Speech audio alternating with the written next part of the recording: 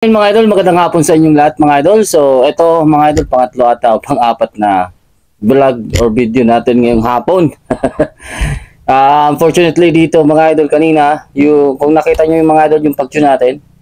So after nung video, sinubukan ko na hanapin sana yung 940 FPS para dito sa ating unit mga idol, para sa matest. Kung gusto ko sana matest mga idol kung yung 950 to 960 velocity mga idol is maganda pa ba sa long range? Kasi maraming natatanong sa atin yan mga idol. So kung naalala nyo o alam nyo mga idol, yung Nimrod natin 880 lang po yung velocity noon, pero napakaganda din sa long range. Sa long range talaga mga idol, expected mo na from 70 mga idol pataas mga idol, isang mahirap na din talaga tumama ng piso sa mga ganong klaseng unit mga idol. So, maganda dyan is kung gusto mong tumama ng piso, slag na yung gamitin mo. Pero kung pele talaga, yung lata mga idol, makatama ka sa lata ng sunod-sunod sa 70, maganda na yon para sa akin So, kung masyadong mataas yung standard mo, bitan mo sa lata. So, ayun mga idol, ngayong araw mga idol, sinubukan ko sana to. Anong nangyari? Nakita ko parang tumigas yung palo. So kahit tasan ko na yung hammer ko, wala na, hindi niya napapalo mga idol yung ating valve. So binuksan ko itong unit natin, nakita ko mga idol, yung valve acetal natin basag. So yung pinapasukan dun sa spring, yung pumapasok dun sa spring mga idol, ganyan siya. So palagay ko tumutukod dun sa spring. Yung nangyayari sa kanya kaya hindi na siya napapalo. Ang nangyari mga idol, binuksan ko, inayos ko lang. So, nakuha ko naman, mga nasa 910 FPS tayo ngayon. Subukan natin to mga idol, 96 yards and 145 yards. Yung target natin dito is dalawang itlog. Actually, meron lata. Pero yung main target ko dito is itlog. Yung gusto ko dito makita, hindi naman, kung tamaan natin, okay. Kung hindi, okay lang din. Yung gusto ko makita dito, yung travel ng projectile natin gamit yung ating NB20. So, gusto natin makita kung capable talaga siya sa long range. So, wala tayong kakargang suppressor mga idol. Sinubukan ko kanina, yung suppressor ko, hindi po siya tune dun sa 910 FPS average. So, try natin walang suppressor. So, maingay to. At try natin kung ilang putok natin kaya tamaan o kahit lumapit man lang tayo sa 145 mga idol. So nakapag-set na rin tayo ng dial dito. 1.8 ito pag sa 96 yards. At sa 145 is yung dial nito 9.5 mrad. So susubukan natin yan mga idol kung lalapit tayo dun sa target natin. So tingnan natin at kung tatama din tayo. Ayan. So makikita nyo naman dito mga idol yung targets natin. At kasi yung ginawa ko, doon ako nag-range. Galing doon, papunta dito. Kasi galing dito mga idol, mahirap mag-range. So, ayan. Ayusin ko lang yung parallax ko.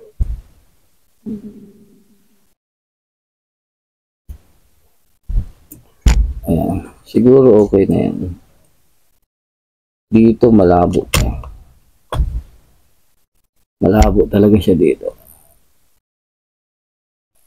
Ayan. Sa camera malinaw na. Sa akin malabo pero nasa 300 yung sa parallax niya nasa 300 na tayo. Pero yung target natin is 96 lang po. So tara, first shot, kakakarga ko lang ng 2.8. So paubos na din yung ating mother tank. So kanina pa tayo nagsimulang umaga, alas 2 na. Try natin to mga idol. Okay. Sa akin malabo ito. Nagalaw. So ayusin ko dapat sa mata ko kasi yung mata ko yung magbimintis dito.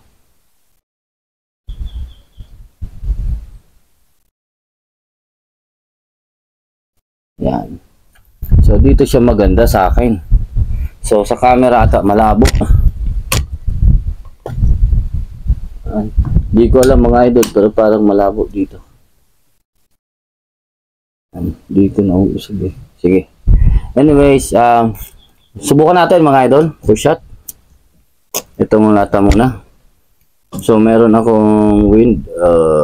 Mahirap ata. Hindi ko estimate ang ano eh. So, gagamit yung utak ko ng math. Kasi hindi tayo sanay sa emerald mga idol.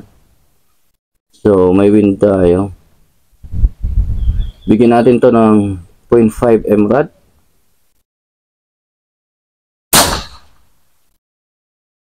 Okay. Miss ang first shot natin. Napakalakas mga idol.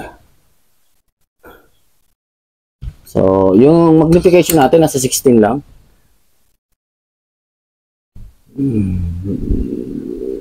So, palagay ko galing sa likod ko yung wind. Dead center tayo.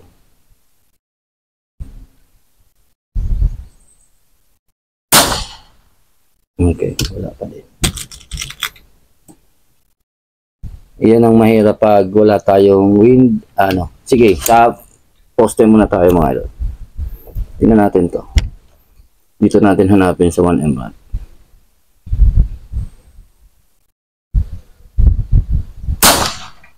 Okay, nakita ko. Lagpas yung 1 emerald natin.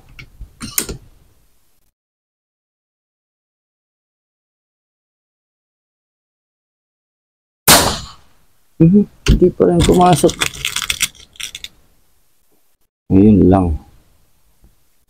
Hindi natin ma-estimate mga ito. Hanapin natin ito. Siguro naman dito lalagpas dito eh.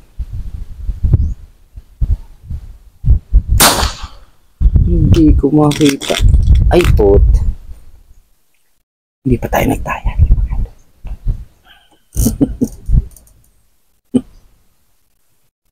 Masyadong mababa yung patama natin. Ayan. Ulitin natin mga bossing. At hindi tayo nagdial. So yung tawa natin nandun sa baba. Sige na, pinulit natin. Simulan natin dito. Okay. Wala talaga. Sa lakas. Lakas talaga. Okay.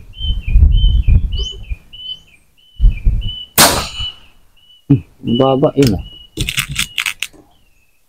96. Ah, 4.1. Bubo. 4.1. Sige, game.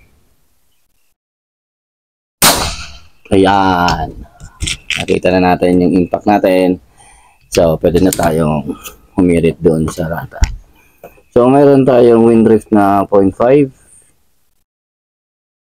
1 ito. Ito yung 0.5 niya. So, try natin kalahati nitong dalawa.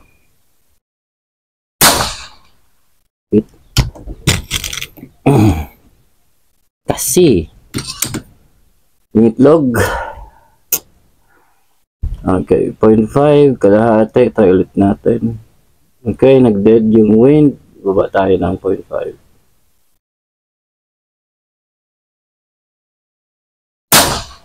Okay. So, parang walang drift.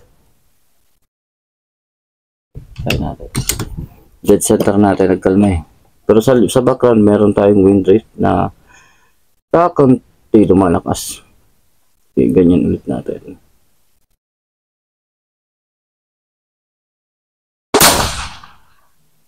Okay, tumalo siya ng 1 at down. 1 emerald, tapos mababa.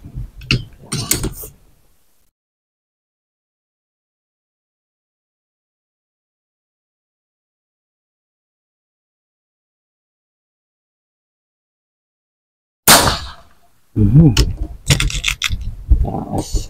Tama na yung ano natin. Mali lang yung hold.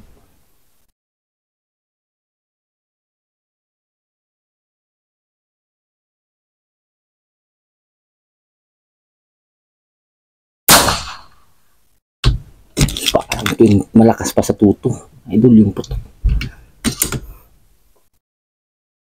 Pero sigurado alam nila na hindi sila dadaan dyan. Wala talaga, nandito lang yung drift natin. Basag yung itlog. Basag yung itlog, mga idol. Maraming patok. Anyways, okay lang yan. So, nagkakamali lang tayo sa wind drift. So, 9.5 tayo. 6, 7, 8, 9.5. Okay. Doon tayo sa 140. Ayan. So, tingnan natin ulit kung nakikita dito sa ating. Kasi ito mga idol, yung problema ko sa inyo. Ay pagpakita yung, kasi pag nagda-dial tayo, nag-iba po yung kanya. Yung kanyang nakikita mga idol.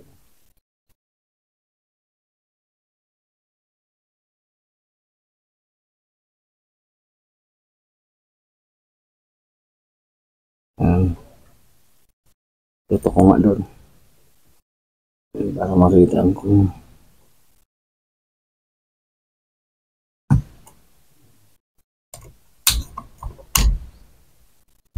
Lock natin ito. Tingnan natin kung kaya.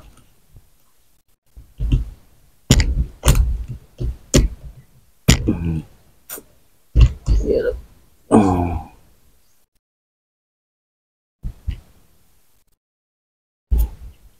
Hindi kaya eh. Tensya na mga bossing. Ayusin ko lang to. Para sa inyo, para makita natin. Yung.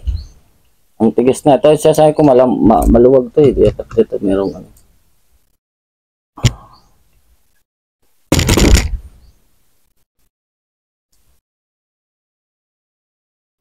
Siguro okay na yan. So, ayusin ko na lang yung aking parallax.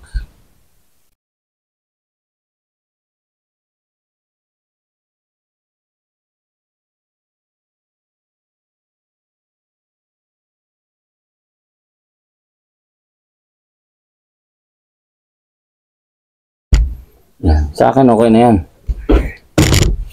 So 145 yards mga idol. Subukan natin 9.5 MOA. Try natin itong lata. So kanina meron tayong wind drift na 5.5. So meron siyang point. Sobra ng 0.5. Try pa natin isa pa.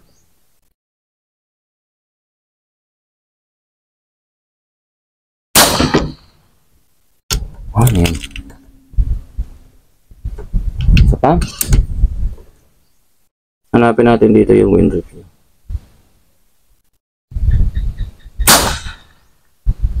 So mababa tayo. Dagdagan natin yung dial natin ng 3.3. Tapos lagyan natin ng 1.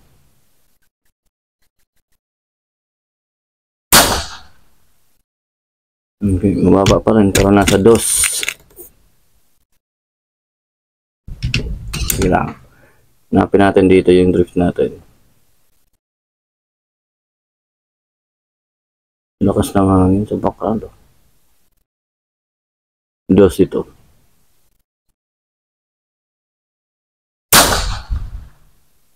So 1.5. Pero okay na yung dial natin. Okay. So try natin i-dial yung 1.5. Consistent naman siguro yung wind doon. So hopefully tatama tayo. So yung target natin dito mga idol, yan, inkan yan, tapos itlog and yung Yakult. Try natin tong Yakult.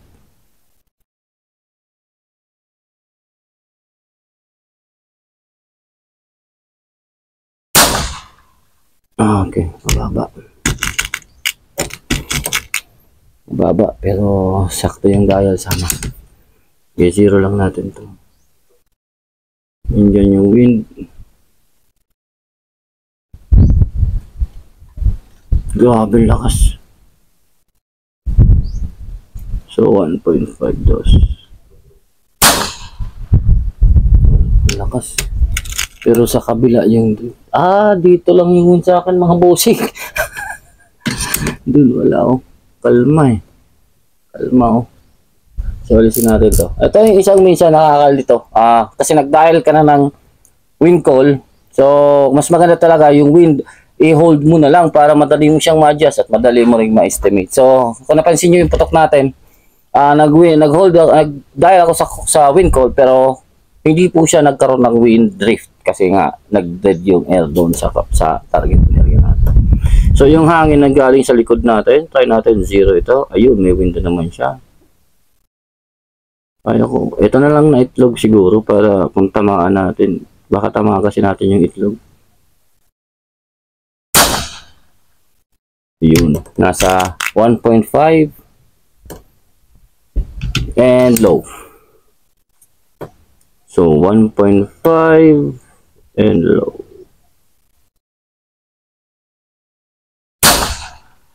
Okay, mababa pa din. Mahirap na ito mga idol sa 145 itlog or Yakult. Tapos hindi mo kabisado yung unit. Ito pag nag-0 ito tatamaan yung Yakult. Pag nag-lease ito tatamaan yung itlog. Wala ang tinamaan. So ayan. So siguro kulang pa yung dial natin dito.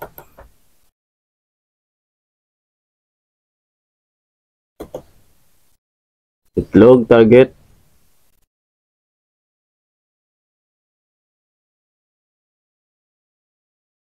Okay.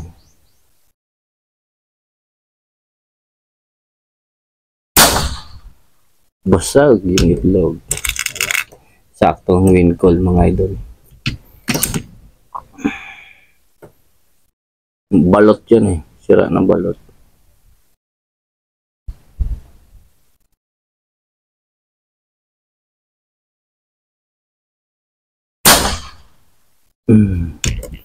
Ewan kung bakit mababa yun. Pero kapantay naman na sana.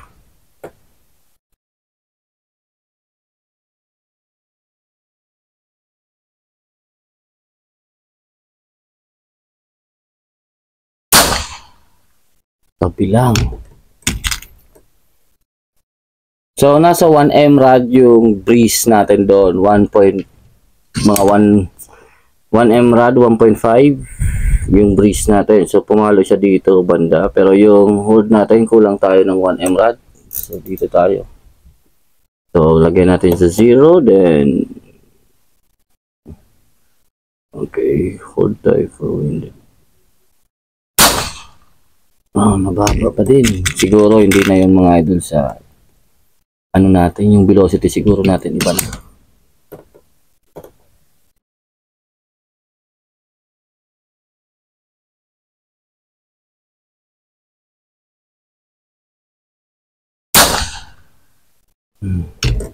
Sayang. Nasobrahan yung hold natin. Kaya to mga bossing.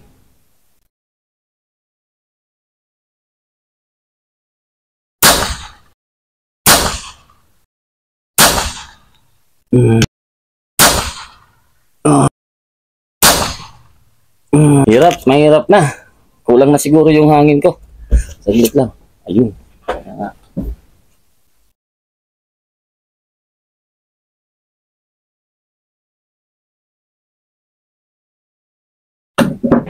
So kulang na talaga. Nasa 1.5 na sila.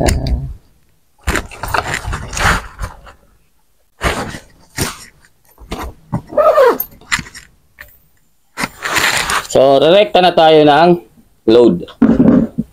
Ayan mga idol. Hintayin lang natin na magpantay yung ating mother tank and yung ating tank ng unit. So, tatry pa din natin yung Yakult.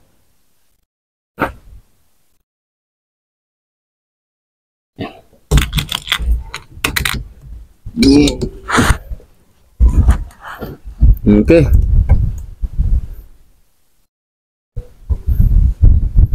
Wind. Okay. Meron tayong malakas na wind doon, pero mataas yung wind niya. Dito tayo sa one. Oy, mataas masyado. Muntik na tayong lumagpas dun sa target sa backstop. Balik tayo ng 4.1. 9. Ay. 9.5. 10.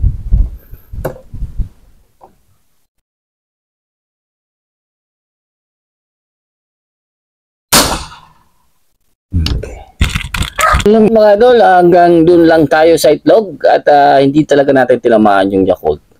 Mayroong the please pero siguro hindi ko nasasabay sa video mga idol at matagal. So marami talagang putok as in siguro 20. So wag na natin ikarga. So natamaan naman natin yung itlog kahit papaano. Then at least nasubukan natin yung kaya niya pero hindi pa to mga idol na kano. Yung actually yung purpose ko dito, yung gusto ko sanang gawin itong content.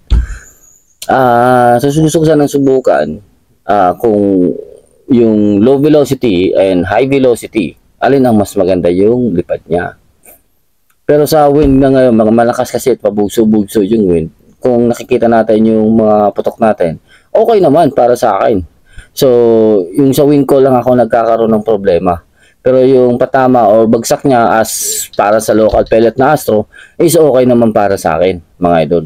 So, given yung groupings na ganong klase sa Astro tapos ganitong klaseng wind. Pero yung Helera yung patama niya mostly maganda yon mga idol. Magandang indication yon or magandang halimbawa yon na malapit na o maganda-ganda yung inyong pagkakatune ng inyong unit mga idol. Maganda-ganda yung barrel o ano. So, kahit sa Astro 18, kaya niyang gumanon sa 145 yards. Hindi biro yun mga idol, 145 yards. Sa 910 velocity o 909 average velocity, 910 something around. So, nakakatama naman tayo. So, given kung ako hanggang 70 siguro, pwede pa. Pero kung ganun kalayo mga idol 145 yards tapos bibirahin mo naman drum, pwede. O pato, kung hunting ka, kaya pa yung pato. Wasak nga yung itlog dun. Pero hindi ko lang alam, mas maganda sana kung masubukan din natin may yero na makapal. Kung kaya niyang tagusin yung yero dun banda. Pero palagay ko hindi na siguro tatago sa yero yon. Kung tamaan mo dyan, masakit. Pero siguro kung sa pato, babaon lang. Hindi ko lang sure mga idol. Yun mga idol, maraming salamat sa inyo panonood. Hanggang dito na lang. Take care, God bless. Peace out, idol.